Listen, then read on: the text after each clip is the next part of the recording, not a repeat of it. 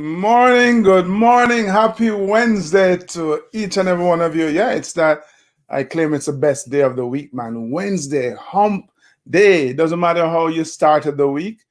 You know what? You found a way to get here to the middle. You just have to work a little bit harder to get over the hump and finish the week strong.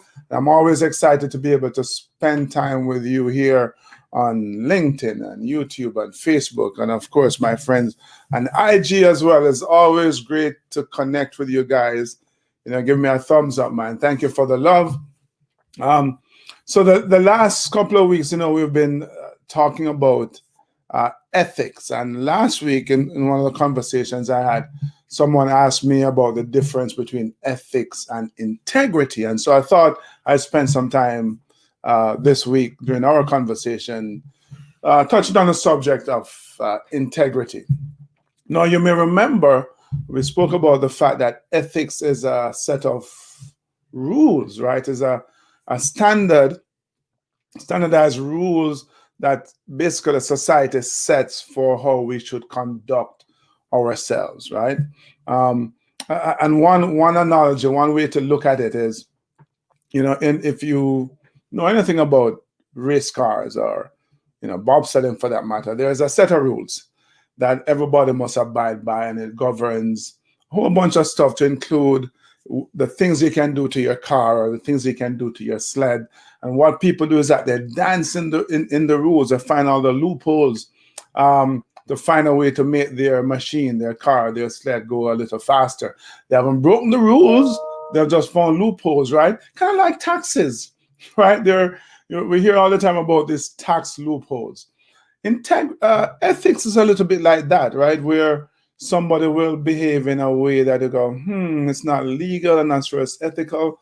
We spoke last week about these three different kinds of ethics and how no one of them really answers or adequately addresses the issue of ethics. So we're always dancing around and finding loopholes and to find ways to behave that people would consider appropriate. Integrity is different. It's not rules. They're not rules set up by society, but rather personal rules, right? It's a personal code of conduct that really goes above the letter and the spirit of good conduct. You'll hear people talk about, well, he didn't break the letter of the law, but he broke the spirit of the law, right? Like, you create a law and you have this idea as to how the law would work, and technically didn't break the law, but you go, right? They kind of didn't, they broke the spirit of the law, as it were. The British writer, theologian, I think he is as well, C.S. Lewis, he says that integrity is doing the right thing, even when no one is watching.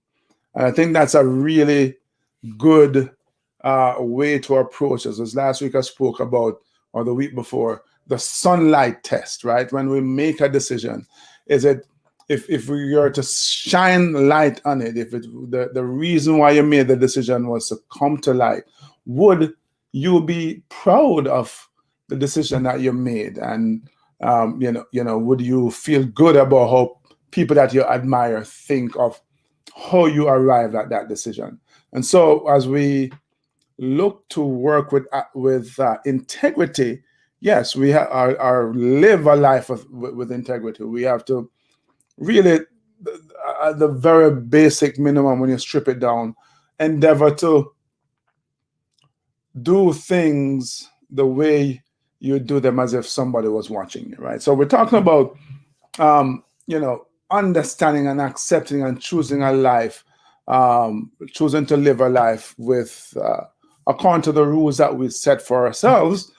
And I really want to pause here a little bit, because you go, well, yeah, I'm a crook, but these are the rules that I set for myself. No, the rules have to be in accordance with honesty and fairness and decency and goodness, right? People, have to think of you as a good person, right? So yeah, you may have some rules for yourself that contravene good ethics, quite frankly, not necessarily legal, but maybe to go to the extreme.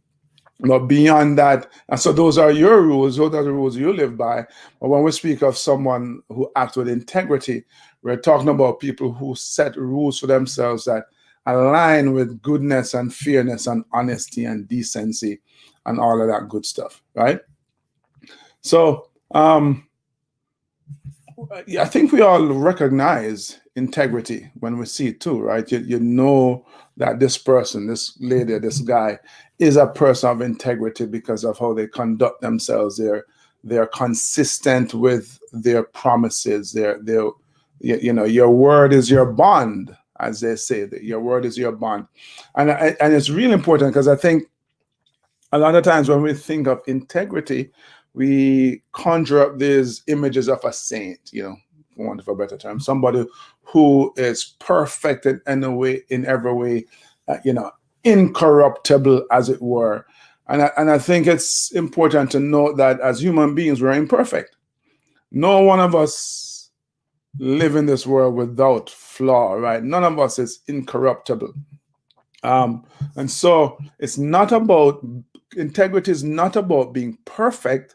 It's about endeavoring to do right. Endeavoring, I'm going to talk about reliability later, but it's endeavoring to live according to your words, right?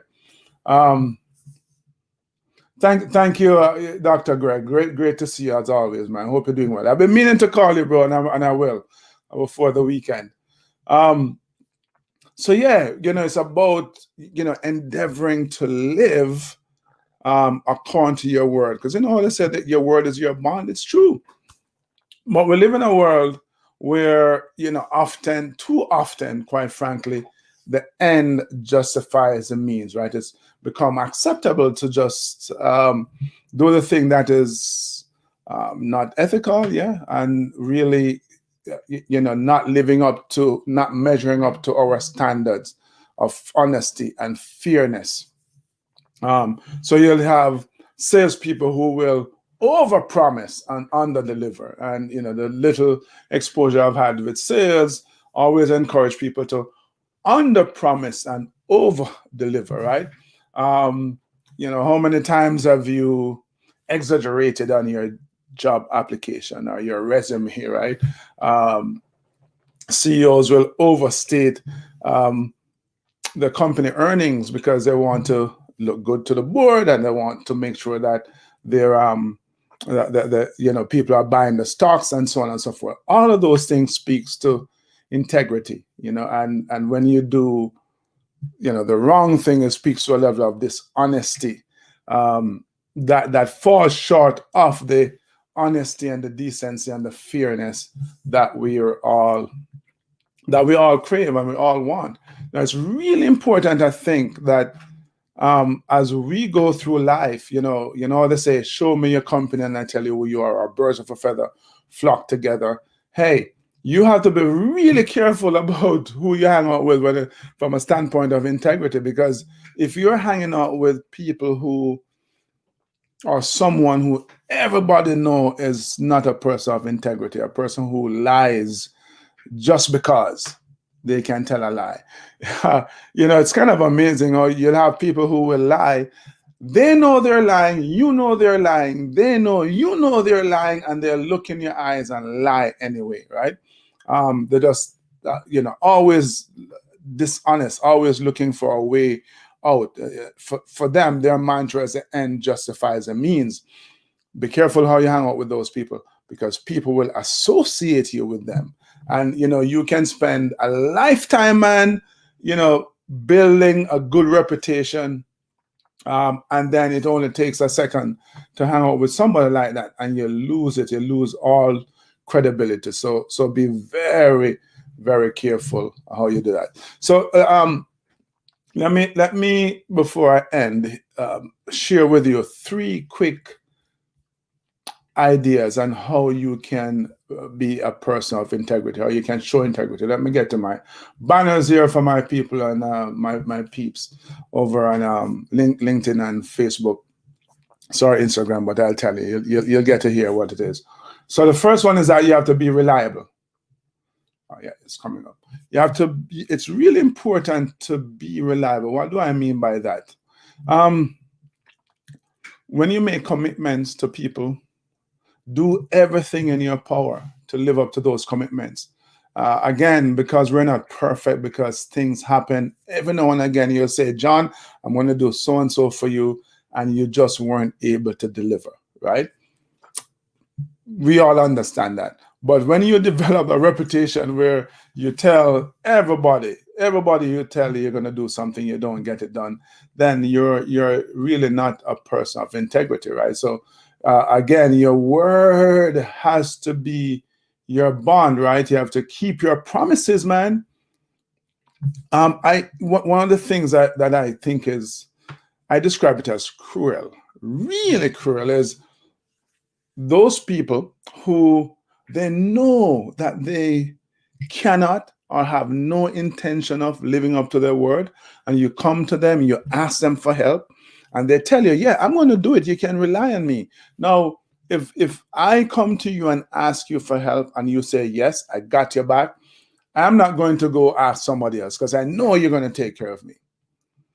And so I sit there waiting and you don't deliver. You string me along. And I think it's one of the worst things you could do to someone, because they could have gone on to somebody else. Hey, it's better if they think that, you know what, you're mean, you just don't want to help, you're unkind, you're not generous with your time. But tell them the truth. Hey, I can't help. At least you tell them, and they know that you told them, and so they know they shouldn't be relying on you, right? So always be reliable. Number two, know your weakness. Again, none of us are incorruptible. None of us are infallible. We all have our faults. Recognize what those faults are, and endeavor to avoid those pitfalls, man. And endeavor to not put yourself in a position where you're going to be compromised. Because, yeah, there goes the good reputation that you have spent all your time building, right? And thirdly, be transparent. I just spoke about being reliable and the fact that there are times when you won't be able to deliver.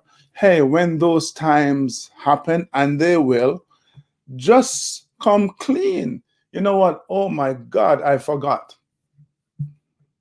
Because you're human, it could happen, right? You forgot, or you just, something happened, you just couldn't get it done, whatever it is. Just be transparent. People will appreciate that. Be transparent, and then recommit to fixing whatever it is that didn't go right. In the end, all you have is your word. That's it.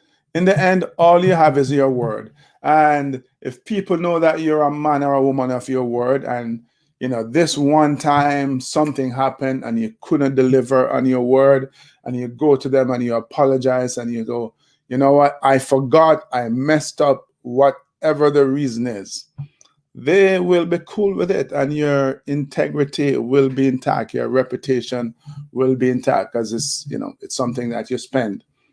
You don't just develop a reputation for being a person of integrity overnight, right? So really important, I think, that we endeavor to be people of integrity, because in the end, all you really have is your word. And you don't have to be, as I said earlier, a saint. You don't have to be a moral hero.